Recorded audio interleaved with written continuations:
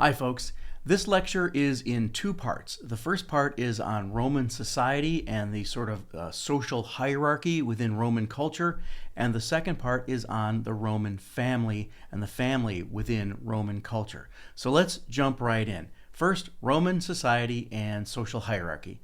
The levels of society in Rome are based entirely on wealth and land ownership, which you would expect. So therefore, it is possible for some social climbing. There is room to move up the social ladder, believe it or not, even for slaves. So the highest level of society is what is called the patrician.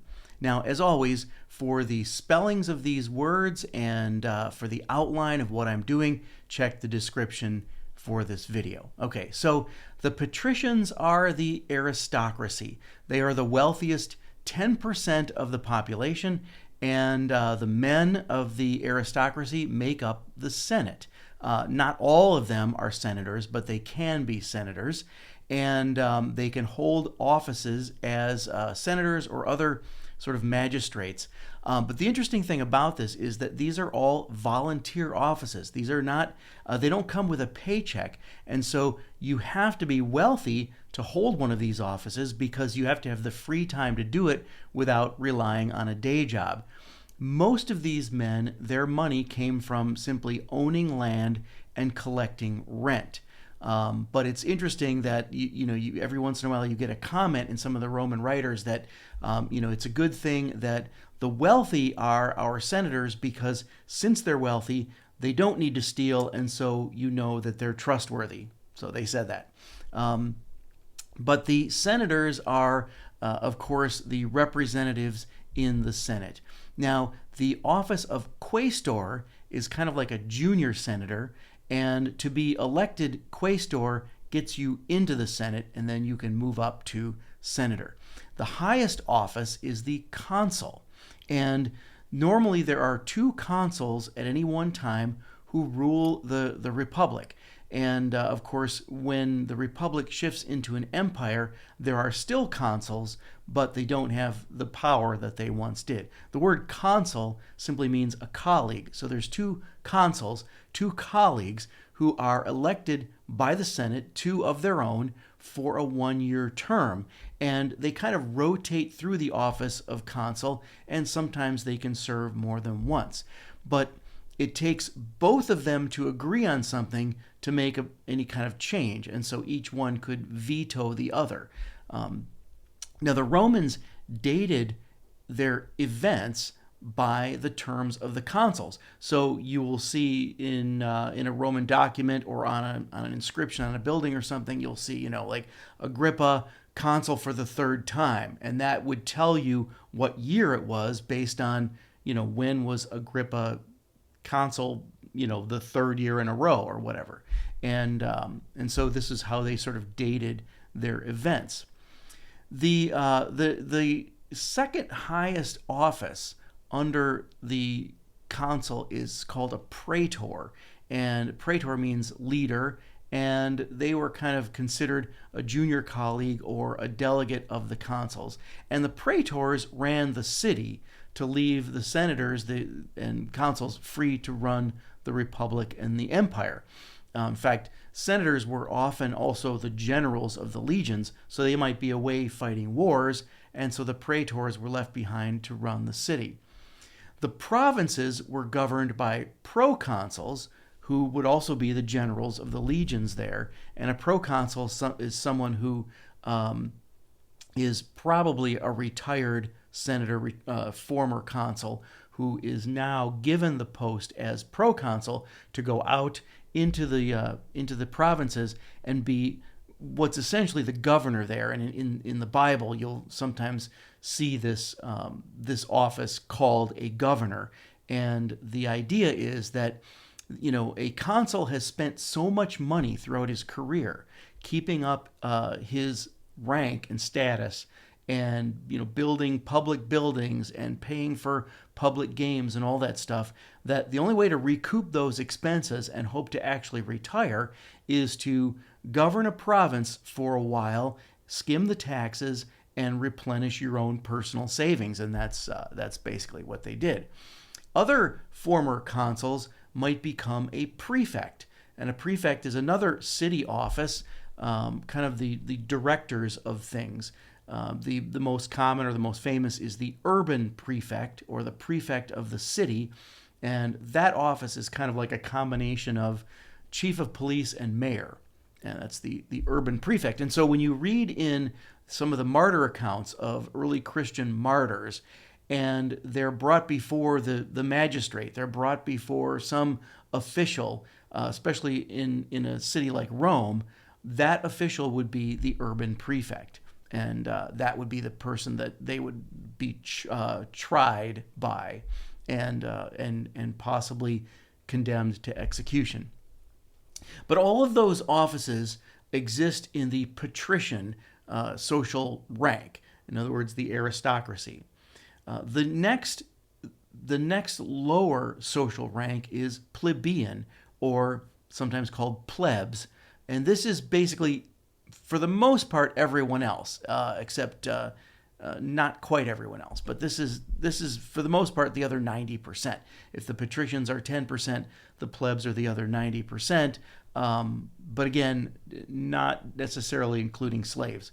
So if you think of the plebs as themselves as being kind of having sub ranks, a possible 25% of the total population would be what we would call the middle class. And then the remaining 65%, the bottom 65% of the total population, these are the poor, and they were always one setback away from starvation. Now, within the class of plebeians or plebs, the highest social class is the equestrians. Now, sometimes you'll see in the literature equestrian translated as knight with a K, the knights, like, on horseback. That's because, you can see it in the word equestrian too. It has everything to do with horses. And the idea is, although it's not necessarily literal, but the idea is that these are the people who can afford horses and the equipment to keep horses. And so these are the wealthiest of the plebeians. Now, eventually, later in the empire, the equestrians became so wealthy that they got the ability to join the Senate. And this was also partly because later emperors wanted to add to the Senate, have a lot more senators, and so they were adding to the Senate from the rank of equestrians. So you have among the plebs, you have the equestrians who can afford horses theoretically, and then you have basically the ranks designated by what kind of military equipment you can afford. If you can afford to be a heavily armed foot soldier, that's one thing. If you can afford to be a lightly armed foot soldier, that puts you in a slightly lower class. And the lowest class, the free poor, would be excused from military service because they simply couldn't afford any equipment for war. They couldn't afford weapons at all. Now, in general, what's considered the lowest order of the plebeians are the freedmen, and these are former slaves, freed persons. They're former slaves, but the truth is that some freedmen became quite wealthy because when a slave is freed, they become the client to their former master, who is their patron, and their patrons would often set them up in businesses. So a lot of freedmen became businessmen and became quite wealthy, and this was a fact that was bemoaned by the old money aristocrats, because the freedmen who became wealthy were kind of like the nouveau riche of the empire.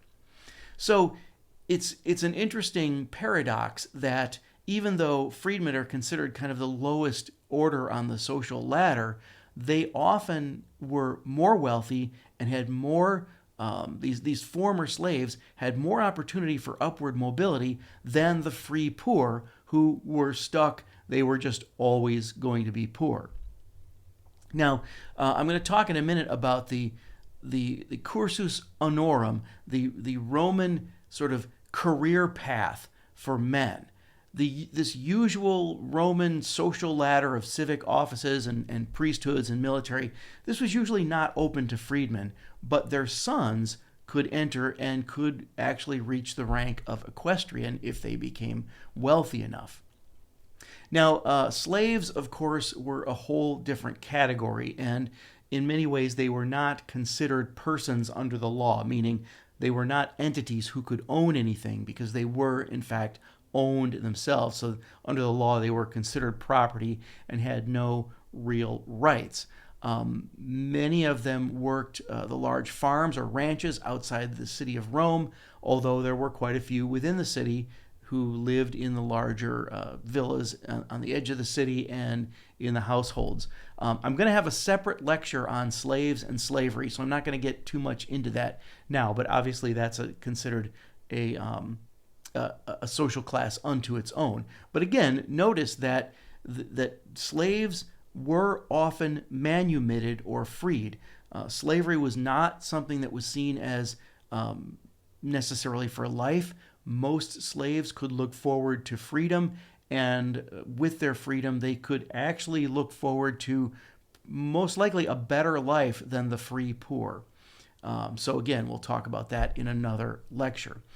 The point of this is that all of these social classes and all of the structure of Roman social hierarchy is all based on providing for the military.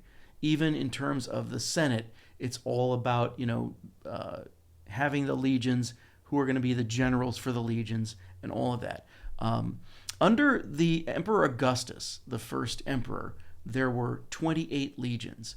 And of course, the emperor came to be considered the commander-in-chief of the legions. A legion is theoretically 6,000 men.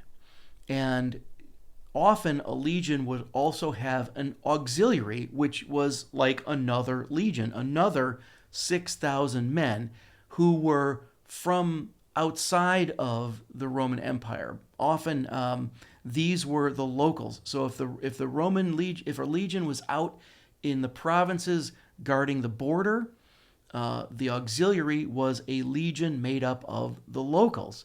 And again, the general of a legion might be a senator or more likely a proconsul if they're out in the provinces. So under Augustus, we're looking at an army of over 300,000 soldiers. Each legion was divided into a cohort, which is 1,000 men, 6 cohorts in a legion, each cohort is led by a tribune. And then each cohort is divided up into 10 centuries, which is 100 men. Each century is led by, can you guess, a centurion, right? So you have 6,000 men in a legion, 6 cohorts in a legion, 1,000 men each, led by a tribune, 10 centuries in a cohort, each led by a centurion. So you can kind of see the military ranks there. Then there is the Praetorian Guard, which is kind of a separate legion unto itself, which could have as many as 9,000 men. And this, under the Roman Empire, the Praetorian Guard came to be a kind of elite squad who reports directly to the emperor, and often they functioned as the emperor's bodyguard, especially when trouble was likely. They were led by an officer called the Praetorian Prefect. And so you see there's a social ladder of a sort of ideal or desirable career path for a Roman man. We call this the Cursus Honorum, the course of honor, right? And so it typically works like this. A man might enter military service at somewhere around the age of 17 to 20, and they might stay in for 10 years, from maybe 27 to age 30, right in there. Now, a career soldier could stay in much longer, but if you wanted to follow this career path, what you did was you tried to work your way up to the tribune, right? You tried to work your way up to being the officer in charge of either a century or a cohort. If you became a tribune and then you retired from the military, then you could become a quaestor or some other middle office, or you could become what was called a tribune of the plebs, which was a kind of officer who represented the common people, especially back when there was voting. But the voting kind of phases out in the empire. From there, you could become a praetor or possibly a consul, and then if you were lucky, you would, after serving as a consul, you could be assigned to be the proconsul or governor of a province, and then you retired ridiculously rich. Eventually, as I mentioned, the Senate opens up to non-patricians when plebeians could reach the rank of equestrian. They could basically buy their way into the Senate, especially later on when the emperors are generally not Italians anymore, and they're not as concerned about who's a patrician and who's not, and they're certainly not concerned about who's old money and who's not. So that opens up the Senate for the equestrians. Now, within all of this exists within the patron-client system. And I've talked about the patron-client system in other contexts, and I will say a bit more about it later. But the point of that is that all of this social hierarchy that I've been talking about exists on the sort of scaffolding of the patron-client system. In Roman culture, there's no such thing as insurance. And so if something tragic happens to you, there's no safety net except for if you have a patron. This patron-client system is the Roman version of insurance. And so loyalties are all bound up with this system. If you are the client of a patron, your loyalty is to that patron. And if that person is in turn the client to an even wealthier, more powerful patron, your loyalty, works upstream, as it were, and your loyalty has to be to that more powerful patron. And most of the time, when there's voting, if you're the client of a patron, your patron will tell you who to vote for. There really were no political parties per se. It was all about this network of relationships and loyalties, and following the chain of loyalty up to the most powerful person, who was often a senator or even the emperor. The closest thing, interestingly, that Roman culture has to political parties comes in a bit later with the sports teams, where you have the chariot racing teams, and you got the blue team and the red team and the green team and the white team, and the teams and their fan base align according to the loyalties to wealthy patrons. And so, if two of those wealthy patrons are having a beef, or if they both want to be the next emperor, then the fan base of the related chariot racing team would be their mob, so to speak. So that kind of is built into it. But this patron-client relationship is really just all about a network of loyalties. It probably comes from originally the relationship of landlord and tenant, and the idea that the tenant on a land, on someone else's land, owes some measure of loyalty to that person. Of course, that will become the feudal system later in the Middle Ages. But the modern version of this is something we've all seen movies about, which is the mafia. I mean, if you look at the way the mafia is structured, especially the way it was imported into the U.S., you can see remnants of the patron-client system. And if you remember that scene early on in The Godfather, where the guy comes to him to ask for a favor, that is a classic client coming to the patron, hat in hand, scene and relationship. So anyway, that is really the whole envelope in which Roman society exists. It's that patron-client relationship.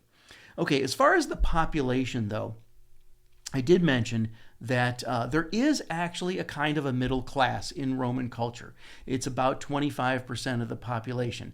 It's below the wealthy aristocratic elite, but above the poor day laborer who isn't sure if he's going to get paid tomorrow and doesn't know where his next meal is coming from. So there is actually a middle class of people who do know where their next meal is coming from, but they're not super rich, but they do have some leisure time to perhaps be involved in social activities, or certainly go to the games and shows, go to the baths and all this stuff. Although everyone was expected to go to the baths, but we're this middle class. We're talking about modest landowners, merchants, craftsmen, soldiers, and professionals like doctors, teachers.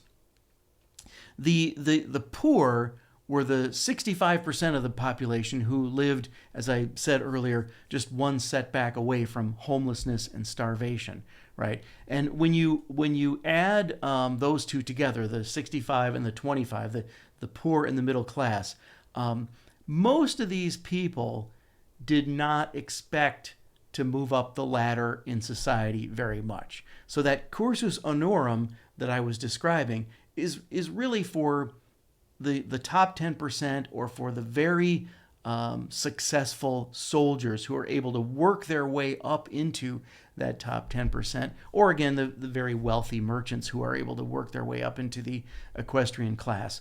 But most people in Roman culture, and I'm going to say 90% of people in Roman culture, did not really think that they could ever improve their lot in life. They didn't think, and they certainly didn't think they could make a difference in the world or make the world a better place. They simply, that wasn't on their radar. They didn't think like that. And for those 10% who did think they could change the world, it was completely self-serving, right? They were going to change the world for their benefit. So you either have people who look down on manual labor and think it's beneath them, or you have the poor who value their work because the minute they stop working, they'll starve, and their family will starve to death. But it's interesting because on the one hand, there's no such thing as retirement for the 65% for sure. They can't expect, they expect to work until the day they die. But they don't work hard. Like they don't have ambition generally, in the sense that they're not working toward a retirement. They're not working towards any kind of self-improvement or betterment or moving up the social ladder. With those certain exceptions of people who get into business for themselves and who can see a path toward perhaps the equestrian class, or to the middle class at least. So there isn't, for most people in the Roman Empire, there isn't much reward held out for them for working with any kind of ambition. They work one day at a time. But all this makes for a society in which what is right is whatever you can get away with. And it's very interesting because it's actually still like this to this day in some of the Latin descendant cultures, where taxes are so burdensome that it's just assumed that you'll never survive if you play by the rules. That especially if you try to run a business, cheating and deception and not paying your taxes are all just survival tactics. And in Roman culture, if you can take advantage of someone, it's considered expected that you do so. Cheating is just part of shrewd dealing and negotiating. But it's considered bad form to cheat relatives, social equals, or those above you on the social scale. So it's legitimate and expected to cheat those below you, but you hope those above you won't cheat you. And I hinted at this idea that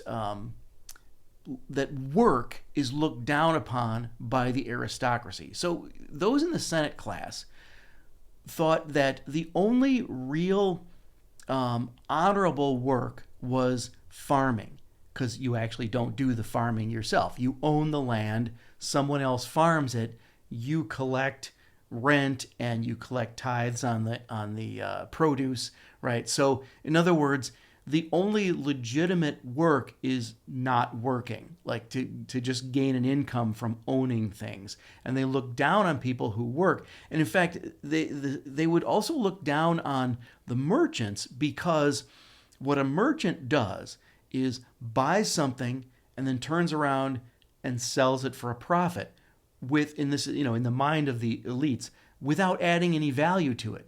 All you did was just increase the price and make yourself a middleman, and that was, they thought that was dishonorable, because you haven't added any value, you've just increased the price. And this included, of course, bankers in general, anyone loaning money at interest. Now, the Romans did have something that we would call philanthropy, but it's not the same thing as what we would call charity. This Roman philanthropy was not the wealthy giving money to the poor. Roman philanthropy was the wealthy giving first to those who could possibly give back to them, and then giving to the public, to the city. So paying money to build buildings, putting their name on the building, paying for games and days off from work to increase their popularity. And so all of that, of course, they hoped would increase their status and increased votes if they needed votes to become consul or whatever. And so it's interesting that there was actually a lot of pressure on the rich to donate their money, to spend it generously and even ostentatiously, but not for the poor, right? It's for increasing their own glory and fame, right? And so there's this really interesting paradox where there's a lot of pressure on the rich to spend their money in very visible ways, but never anything that really benefits poor or hungry people.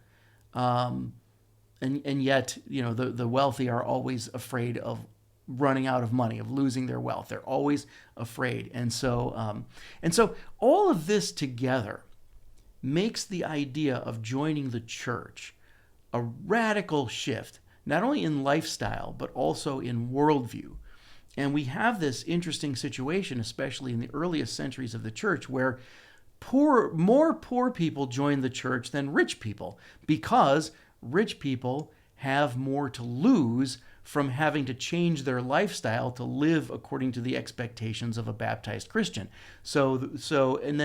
And then within the rich, you have more wealthy women joining the church than men. And usually, this would be a case of maybe widows or something like that. Although it is possible for a married woman to join the church without her husband. That happens as well. And the other interesting thing you get these married couples who come into the church. The woman gets baptized, but the man doesn't, because the man knows that as soon as he's baptized, he's going to be expected to live according to the morality of the church, and he's got a career to run. And so we start to get these wealthy men waiting till their retirement to get baptized. But in any case, the point of all that is that converting to Christianity from Greco-Roman life is a huge shift in the way they're going to live their life. And in addition to that, the way they look at life in general. Life is no longer, you can't look at life as disposable or expendable. You can't look at dismemberment and death as entertainment. You can't be satisfied with philanthropy. Now it's about almsgiving, right? It's not enough to just give to those who can pay you back or give to the city to increase your fame and glory. No, now you're expected to give to the poor, who can never pay you back with anything but their prayers. And probably most radical of all is now you're expected to believe that all people are created equal, made in the image of God. And this idea that all people are created equal we are used to that idea as, people who have it, written into their constitution. But that was a new idea. The Christians gave the world that idea. I mean, they got it from the Jews, but the Jews kind of kept it to themselves. The Christians gave the world the idea that all people are actually created equal. But if you're a Roman and you hear that, that sounds downright subversive, right? It's and this is why the Christians were accused of trying to destroy society, because what you're telling me that my slave is it created to be my equal, that these poor people are my equal. So the wealthy Romans, the powerful Romans, could not even get their heads around the idea of all people are created equal. But we can, I guess it's an argument from silence, but I mean, when you look at Christian grave markers, you can see that Christians generally don't put their social class on their grave markers. Very rarely. Other people do. If someone's a patrician, they're going to put an indication of that on their grave marker. But Christians, they don't do that. Why? Because especially in death, everyone is created equal. Let's talk about life and death. In Roman culture, there's this conception that the life expectancy is much, much lower, which is true on average, right? So when we say the average life expectancy is much lower, that doesn't mean no one lived to be 80 or 90 years old. People did, and we know the Apostle John did, for one example, but most people didn't. The average is much lower, especially with infant and maternal mortality. So probably half the population does not live past age 20. And then on average, the life expectancy is under 50, less than 50. And I mentioned maternal death. Maternal death was common. Pregnancy was dangerous for the woman. Disease was everywhere. I mean, they just had germs everywhere. And of course, they didn't understand germs. And so if you got sick, the first thing your doctor would do is tell you to go to the baths and bathe in the public baths. Well, how often do you think they change the water in the public baths? Sometimes not very often. And so it could make things worse. Couple more points I'll make before I close this first part of the lecture. The law. There's no regular police in Roman culture. The city of Rome has a kind of police cohort, but they really only come out at night. And there's no such thing as a detective, in the sense of if you're the victim of a crime, and then after the fact, like we're used to this idea that after the fact, even murder, after the fact, a detective can come in and try to solve the crime. That ain't going to happen in Roman culture. After the fact, you're just, a victim. Constant fear of theft and bodily harm. Regular people are always in constant fear of being sued, and you could not win a lawsuit against a social superior. So there's no point if someone higher up on the hierarchy sues you. There's no point in going to court. You're going to lose. And for those who did go to court among the elites, the winner of any court trial is generally the person whose lawyer elicits more applause from the audience, which, of course, think about the patron-client system, right? All right, you're going to court. If you've got these clients, you get them, you tell them they all have to be there. They all have to cheer for your lawyer. Hopefully, the cheering for your lawyer will be louder than the cheering for the other guy's lawyer, and you'll win the case. I mean, that's pretty much how it works. And below that elite level, where there's, where it's not in your benefit to go to court, most people settled disputes with their fists. And riots and lynch mobs could break out at any time. Known criminals would often be tried by a mob and lynched, especially if they were a member of the elite, and the plebs got together and out of spite and jealousy and rage and resentment, rose up and killed the person.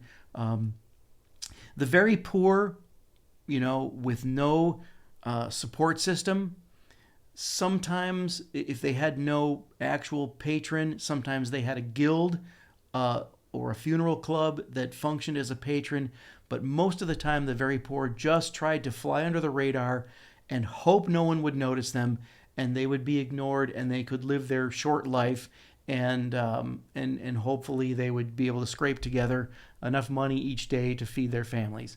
But very few laws were written in Roman culture that even have anything to do with the free poor, the very poor. Now, a couple more things about the legions. Only freeborn men can serve in the legions. There were a few units open to freedmen, but no slaves and no gladiators. So notice how anyone who was a gladiator is considered a social outcast. Gladiators, that's a lecture from another time, but people became gladiators very often because they were criminals and they were tried, and their sentence was to be basically given into slavery to the gladiator schools, or they sold themselves to the gladiator schools to get out of debt and save their families from starvation, or they were just slaves who were bought by the gladiator schools. There were at times men who volunteered to become gladiators, but again, that was really frowned upon in the culture. So a gladiator generally did not become a soldier in the legions. The soldiers are usually the sons of the top 65-75%. Most of the soldiers, as I said, enlisted at around 17 to 20 years old. Most of them got out at 30, but for sure by about 40. And it really depended if they wanted to get married. If they wanted to get married and have a family, they would get out maybe earlier, but career officers would stay in. Although at times, if the legions were stationed, let's say out on the borders in the provinces, there were often villages that grew up around the camps, and soldiers could have a family living right nearby. This would probably not be a legally registered marriage, but they could have a family, and that might work for them. Soldiers and sailors could look forward to retirement, and they had a kind of a pension in the form of forced savings, which meant that along the way while they were serving, they weren't given their whole salary, and then when they retired, they were given the rest. They also got bonuses if they won significant battles, and they took a lot of bribes from the people that they were fighting or controlling, and of course then they also had to bribe their own superiors a lot. So bribe money usually just flows upward. Sometimes when the legions conquered a region and that region was made into a colony or a client kingdom, sometimes the retired soldiers were given land in the colony, and then they settled there. But as time goes by, the economy declines, and it becomes more and more difficult for the emperors to pay the soldiers, so that becomes a problem. So that's it for Roman society and social hierarchy. In the second part of this lecture, we're going to talk about the Roman family, so stay tuned.